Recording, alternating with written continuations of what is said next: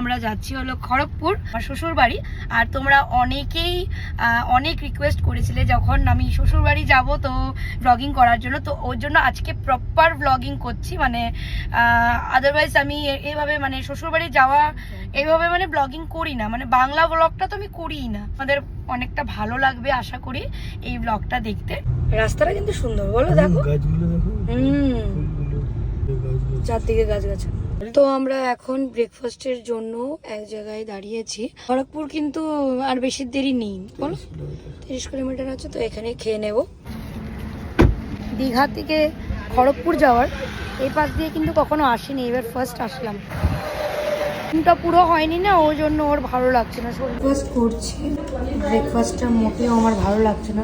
আমরা এখন on the way Kharagpur. এইবার তোমাদেরকে একটা কথা বলতে চলেছি, আশয়ের আজকে হলো birthday. Happy birthday to you. আমি তো অনেকবার উইশ করে নিয়েছি। 10-15 বছর পর বলো বার্থডের দিন বাড়িতে থাকবে বাড়ির ছেলে। খড়গপুর ঢুকে পড়েছি, কিন্তু এটা অন্য একটা রাস্তাতে ঢুকেছি না। এখন ভাবছি যে কি এখান থেকে একটা কেক উঠিয়ে নেব। আর পাপার জন্য কি কেক? Chocolate cake. পেটুতে কুটুকুটু করছে কেক খাওয়ার জন্য। পাপা শুধু কেক খেতে চায় কিন্তু বার্থডে মানাতে চায় না।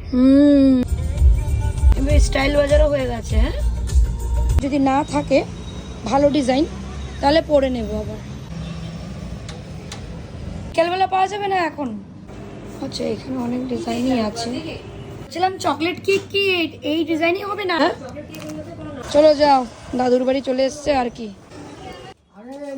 ঠাম্মি পুরো আপ্যায়ন করছে নাতনিকে। আমা সবাইকে হাই করে দাও। এখানে মনার গিফটটা বের করো, কোথায় আছে? আচ্ছা, এ গুনগুনকে দেওয়ার জন্য সে ভাবছি। থ্যাংক ইউ বললে না তো কাকিনটা, এত ঝগড়া করে। তো সবাই সব মিষ্টি মিষ্টি বললে একটু তেতো তেতো কথা বলতে হয়, তবে মিমটা বেশি হবে। মিষ্টি মিষ্টি কথা যারা বলে তারাই জানি বদমাস। ওটা তো আছেই। দেখো কি বানিয়েছে, মাছ বানিয়েছে, পাবদা মাছ, পটলের পোস্ত। পোস্ত বেশি দিবে না, বেশি দিবে একটা বাস। বাস বাস, বেশি দিও না, বেশি দিও না, একটু দেবে। ফুলকপির রসা, ব্যাস ব্যাস, আমি খাবো না, খেয়ে নি। আমার না খিদে পেয়ে গেছে, তো বার্থডে বয়ের আগে আমি খেয়ে নিচ্ছি। যেহেতু আমি না সকালবেলার ওই ব্রেকফাস্টটা ভালো করে করা হয়নি, আমি আর মেয়ে বসে পড়েছি।